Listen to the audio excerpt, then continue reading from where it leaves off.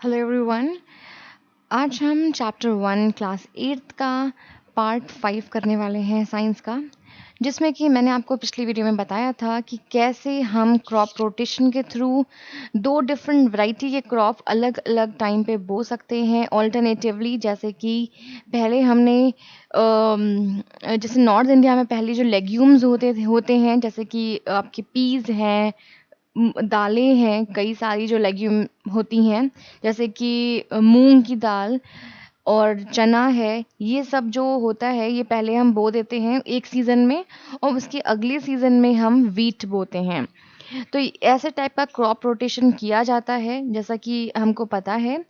और इससे क्या होता है कि सॉइल में नाइट्रोजन प्रेजेंट हो जाती है। आपको ये पता होगा कि ये प्रैक्टिस इतनी ज़रूरी फार्मर्स क्यों परफॉर्म करते हैं, क्योंकि जो नाइट्रोजन कैसे सॉइल में आती है, आप इस एग्जाम्पल को देख सकते हैं। यहाँ पे जो एक प्लांट है ये लेग्यूमिनस प्लांट है। लेग्यूमिनस प्लांट में जैसे कि यहाँ पे एग्जांपल्स दे रखे हैं मैंने, पीस का प्लांट है, चने का प्लांट, या कोई भी ऐसा प्लांट, मूंग का प्लांट है। तो ऐसे प्लांट पे सबसे ज़्यादा ज़रूरत होती है प्रोटीन की, बिकॉज ये सब भरे हुए होते हैं प्रोटीन से। तो यहाँ पे जो राइजोबियम बैक्टीरिया होता है ये यहाँ शेल्टर ले लेता है, ये यहीं रहता है इनकी जड़ों में, और उसके बाद ये इनको नाइट्रोजन प्रोवाइड करता है। जबकि नाइट्रोजन एटमॉस्फेयर में बहुत ज़्यादा प्रेजेंट है, लेकिन प्लांट वो नाइट्रोजन नहीं ले सकते। तो वो नाइट्रोजन ये जो बैक्टीरिया है वो लेता है और प्लांट को सोल्यूबल फॉर्म में ये प्रोवाइड करता है। तो सोल्यूबल फॉर्म में प्रोवाइड करता है। पिछली वीडियो में शायद मैंने इनसोल्यूबल गलती से बोल दिया है, सो प्लीज़ बी केयरफुल। ये सोल्यूबल फॉर्म में इसको प्रोवाइड करता है प्लांट को। और ये ऐसे बैक्टीरिया जो नाइट्रोजन प्रोवाइड करते हैं, तो वो अक्सर वो जो रूट्स होते हैं वो लेग्यूमिनस प्लांट की रूट्स में रहते हैं। ठीक है। तो इस कारण से ये काफ़ी प्रोटीन वाले जो खाना होता है उसमें प्रेजेंट होते हैं। तो इसीलिए ये चीज़ परफॉर्म की जाती है जिसमें कि सॉइल में नाइट्रोजन प्रेजेंट हो जाए, जिसमें कि हमें काफ़ी सारे न्यूट्रिएंट्स मिलने लग जाएं। चलिए अब हम आगे बढ़ते हैं अपने फर्टिलाइजर्स और मैन्योर के डिफरेंस की तरफ। आपको इतना तो समझ में आ गया होगा कि मैन्योर और फर्टिलाइजर्स क्या होते हैं। चलिए कुछ डिफरेंस भी पढ़ लेते हैं। मैन्योर जो फर्टिलाइज़र होता है वो मैन मेड है, एक इंसान की बनाया हुआ चीज़ है। लेकिन जो मैन्योर है वो एक नेचुरल चीज़ है, जो कि डिकम्पोज़िशन से बनाया जाता है, किसके? कैटल के डंग से, या फिर प्लांट के रेसिड्यू से। जो प्लांट में भी रेसिड्यू बच जाता है, जैसे कि उसकी कुछ पत्तियां हैं, कुछ ऐसी लीव्स हैं जो गिर रही हैं, फिर वो सॉइल में चली गई तो वो भी ह्यूमस क्रिएट करती हैं। और ऐसे ही जैसे कैटल का जो डंग है वो काफ़ी दिन तक एक टोकरी में ऐसे ही पड़ा हुआ है, सड़ रहा है, तो वो भी बनाता है मैन्योर। इससे इसे खाद भी बोलते हैं। जो फर्टिलाइजर्स होते हैं वो फैक्ट्री में प्रिपेयर किए जाते हैं, और जो मैन्योर हैं ये फील्ड्स में बनाए जाते हैं। जैसे आपको पता है कि ये जो गोबर है और ये सब चीज़ें सुखाई जाती हैं, देन उसको मतलब बनाया जाता है फील्ड्स में। जो फर्टिलाइजर्स होते हैं इनमें ह्यूमस नहीं होता, क्योंकि ह्यूमस तो तब होगा जब कोई उसमें माइक्रो ऑर्गेनिजम्स रहेंगे, है ना। जब माइक्रोब्स ही नहीं रहेंगे तो कहाँ से ह्यूमस बनेगा। तो इसलिए जो मैन्योर है उसमें बहुत ह्यूमस पाया जाता है, क्योंकि जब वो डेड एंड डिकेइंग जो डिकम्पोजिशन होता है उसका, काऊ डंग का या डंग किसी कैटल डंग का जो डिकम्पोजिशन होता है वो सड़ जाता है, उसमें माइक्रोब्स आ जाते हैं, उसमें माइक्रो ऑर्गेनिजम्स आ जाते हैं, तो वो ह्यूमस फॉर्म करते हैं, तो उसमें काफ़ी ह्यूमस हो जाता है। जो फर्टिलाइजर्स होते हैं ये काफ़ी रिच होते हैं न्यूट्रिएंट्स में, जैसे कि नाइट्रोजन में और फास्फोरस में और पोटेशियम में। लेकिन जो मैन्योर होता है वो इतने मतलब रिच नहीं होते हैं, फास्फोरस, पोटेशियम, इन सब चीज़ों में। अब हम कुछ मैन्योर के एडवांटेजेस देख लेते हैं। जैसा कि हम जानते हैं जो मैन्योर होता है वो ऑर्गेनिक होता है, बिल्कुल नेचुरल होता है, और ये बेटर होता है, मतलब काफ़ी हद तक अच्छा होता है फर्टिलाइजर से। तो क्यों ऐसा कहा गया है, इसका पहला पॉइंट ये है क्योंकि ये वाटर होल्डिंग कैपेसिटी रखता है। अगर आप इसमें पानी डाल रहे हैं किसी प्लांट में तो वो काफ़ी देर तक वाटर को रिटेन करता है, होल्ड कर सकता है। सेकंड इसका ये कहा गया है कि इसमें जो सॉइल होती है ये सॉइल को पोरस बनाता है, मतलब कि उसमें ऐसी चीज़ें हो जाएँ जिसमें कि गैसियस एक्सचेंज हो, मतलब गैस अंदर से बाहर, बाहर से अंदर जा सके ईज़िली, तो वो चीज़ ज़रूरी है। तो इसलिए मैन्योर यूज़ किया जाता है। थर्ड चीज़ ये है कि इसमें माइक्रोब्स प्रेज़ेंट हो जाते हैं, जैसे कि मैंने आपको बताया पहले भी कि डिकम्पोज़ीशन जब होता है कैटल डंग का या फिर डंग का, तो क्या होता है उसमें वो सड़ जाता है और उसमें माइक्रोब्स आ जाते हैं, ठीक है? तो माइक्रोब्स तो बहुत इम्पोर्टेंट हैं जो ह्यूमस बनाएँगे और हमारी जो फसल होगी वो अच्छी उगेगी। So it's important to have microbes. सो ये चीज़ हमने समझ ली। अब इससे क्या होगा, जो सॉइल का टेक्सचर है, जो सॉइल जैसी है, क्वालिटी ऑफ द सॉइल वो भी इम्प्रूव हो जाती है। अब हम बात करते हैं इरिगेशन की। यहाँ तक हमने पढ़ा कि कैसे हम क्या-क्या चीज़ें हम करें, क्या-क्या चीज़ें हम ना करें। हमने मैन्योर और फर्टिलाइज़र्स के बारे में पढ़ा। अब हम यहाँ पे आगे पढ़ते हैं कि ये सब चीज़ें डालने के बाद हमको एक बहुत इम्पोर्टेंट चीज़ की रिक्वायरमेंट होती है, वो है इरिगेशन। इरिगेशन के बिना कैसे आप जो प्लांट लगा रहे हो, वो बिल्कुल चलेगा नहीं अगर उसमें आप पानी नहीं डालोगे। तो जो वाटर है, वो बहुत इम्पोर्टेंट है एक प्रॉपर ग्रोथ और डेवलपमेंट के लिए प्लांट की। और वाटर जो होता है वो एब्ज़ॉर्ब हो जाता है कहाँ पे? प्लांट्स के रूट्स में, ठीक है? और वो जो वाटर है उसके साथ मिनरल्स, फर्टिलाइज़र्स भी एब्ज़ॉर्ब हो जाते हैं। जो प्लांट होता है वो कम से कम 90% वाटर कंटेन करता है। और वाटर इसलिए भी ज़रूरी है क्योंकि उससे ही सीड्स का जर्मिनेशन होता है। जैसे कि जो सीड में अंकुरित बोलते नहीं है, अंकुरित हो रहा है सीड, वो जर्मिनेट हो रहा है, वो बढ़ना शुरू हो रहा है, वो सिर्फ़ और सिर्फ़ पानी के कारण हो पाता है। क्योंकि ड्राई कंडीशंस में ऐसी सीड्स जो हैं वो जर्मिनेट नहीं हो पाते हैं। Nutrients dissolve in water are transported to each part of the plant. और जितना भी न्यूट्रिएंट्स जो वाटर में प्रेजेंट होता है वो सब अलग-अलग पार्ट्स के प्लांट के पार्ट्स में पहुंच जाता है। अब जो वाटर है वो प्रोटेक्ट करता है हमारे क्रॉप को फ्रॉस्ट होने से, मतलब जमने से, और हॉट एयर के करंट्स को से भी बचाता है। सपोज़ अब इस टाइम पे बहुत लू है चल रही है या फिर बहुत ठंडी हो रही है या पेड़ बर्फ़ गिर रही है, तो वाटर उससे बचाता है इन सब चीज़ों से। अगर मॉइस्चर को मेंटेन करना है सॉइल में और हमें क्रॉप को ग्रोथ प्रोवाइड करना है, तो हमें वाटर रेगुलरली डालना चाहिए पेड़ों में। तो जो वाटर की सप्लाई होती है क्रॉप्स में वो भी रेगुलर इंटरवल्स पे, मतलब समय-समय पे, उसे हम इरिगेशन बोलते हैं। ये डिपेंड करता है कि किस प्लांट को कितना पानी चाहिए और कब-कब चाहिए, किस-किस सीज़न में चाहिए। क्योंकि सारे क्रॉप सेम टाइप का टाइम इंटरवल प्रेफ़र नहीं करते। किसी को कभी पानी चाहिए होता है, तो किसी क्रॉप को कम पानी चाहिए होता है और किसी को किसी सीज़न में ज़्यादा पानी चाहिए होता है। तो ये डिपेंड करता है। जैसे एग्ज़ाम्पल ले सकते हैं हम कि समर सीज़न में क्या होता है कि इतनी हीट होती है कि जितना पानी पड़ता है वो सारा इवैपोरेट हो जाता है। इस कारण से हमें पानी ज़्यादा डालना पड़ता है। अगर हम बात करें रेनी सीज़न की, तो पानी ऑलरेडी ही पड़ रहा होता है, तो there is no need to supply water, ठीक है? हमें कोई ज़रूरत नहीं है कि हम उसमें पानी डालें। So this is the only thing हमें यहाँ पे ध्यान देना पड़ता है कि हम इरिगेशन तो करें तो कैसे करें जिसमें कि वो सही इरिगेशन हो। अब हम देख लेते हैं कि सोर्सेज़ क्या हैं इरिगेशन के। अगर कोई पानी डालना चाहे खेतों में तो कैसे डाल सकता है? तो पहला है वेल से। वेल्स मतलब कुआँ, कि कुएँ से पानी निकाले और वो जाके डाले। सेकंड है ट्यूबवेल, जैसा कि आप इमेज में देख रहे हैं। ट्यूबवेल्स में बहुत ही ज़्यादा मात्रा में जो पानी है वो निकलता है और इस ऐसे ही पानी पहुँचाया जाता है खेतों में। जो बाकी के एग्ज़ाम्पल्स हैं वो हैं कैनाल्स, कोई भी ऐसी रिवर की चीज़, जैसे रिज़र्वॉयर्स हैं, रिवर्स हैं, लेक्स हैं, पॉन्ड्स हैं, डैम्स हैं, जहाँ पानी इकट्ठा है वहाँ से भी पानी ला-ला के पहुँचाया जा सकता है। तो ये सब मेथड्स हैं, लेकिन जो हम पहले बात करेंगे वो हम बात करेंगे ट्रेडिशनल मेथड्स की, जो बहुत पहले किए जाते थे जब बहुत टेक्नोलॉजी नहीं थी। तो वो ट्रेडिशनल मेथड्स कौन-से हैं? जो वाटर है वो हमेशा से अवेलेबल रहा है वेल्स में, लेक्स में, कैनाल्स में, ठीक है? लेकिन क्या होता है कि वो अवेलेबल एक जगह पे है और खेत कहीं और होते हैं।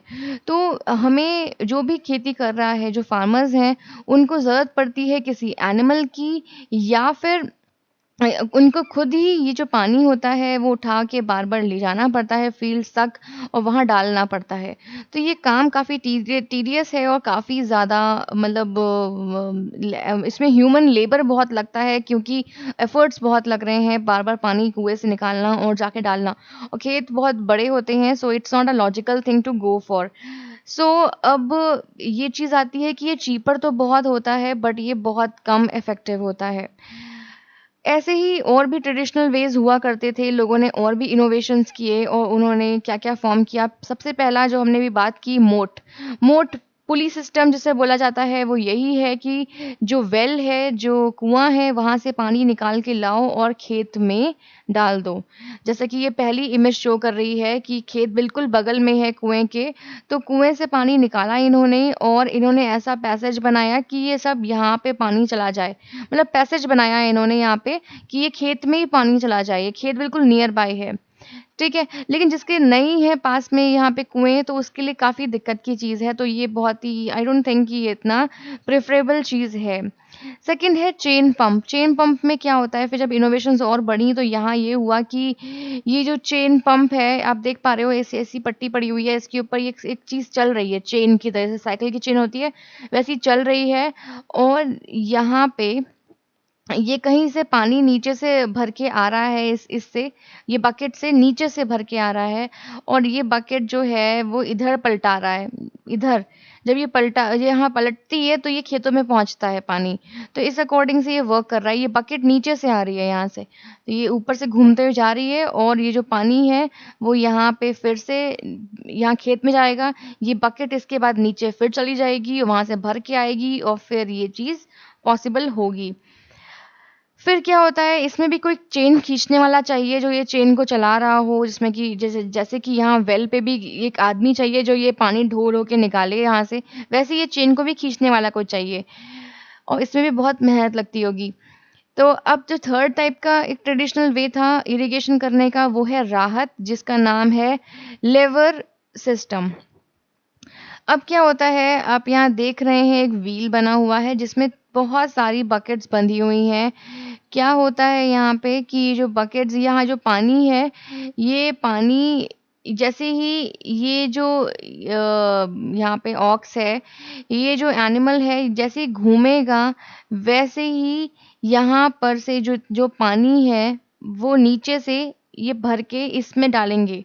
जब ये इसमें पानी आ जाएगा, तब जाके वो जो फार्मर है, वो यहाँ से निकाल के अपने खेतों में जाएगा। तो ये नीचे से पानी जो आ रहा है इसके जो पीछे से जब ये घूमेगा, तभी ये ऐसा चीज़ें सर्कुलर वे में चलती जाएँगी। पानी नीचे से भर के आएगा, वो यहाँ पलटाएगा, भर के आएगा, यहाँ पलटाएगा। ये ऐसे घुमाना इसको ज़रूरी है, इस लीवर को जो ये यहाँ पे है। चाहे तो वो कोई इंसान घुमाए, चाहे वो उसके लिए एनिमल्स घुमाएँ। सो ये भी सिस्टम बहुत ज़्यादा अच्छा नहीं है बट स्टिल लोग इसे पहले प्रेफ़र करते थे। फिर जो नेक्स्ट सिस्टम आता है वो है धेकली। धेकली में क्या होता है कि एक ऐसी आपको एक सपोर्ट चाहिए होता है एक जगह का और एक टहनी चाहिए होती है। टहनी पे बकेट बंधी हुई है और बकेट और जो टहनी का दूसरा छोर है, इस पे एक पत्थर इन्होंने बाँधा हुआ है ये, जिसमें कि ये साइड भारी रहे और ये साइड नीचे रहे। जैसे सीसॉ होता है ना, जो साइड भारी वो साइड नीचे रहती है, जो साइड हल्की है वो ऊपर उठ जाती है।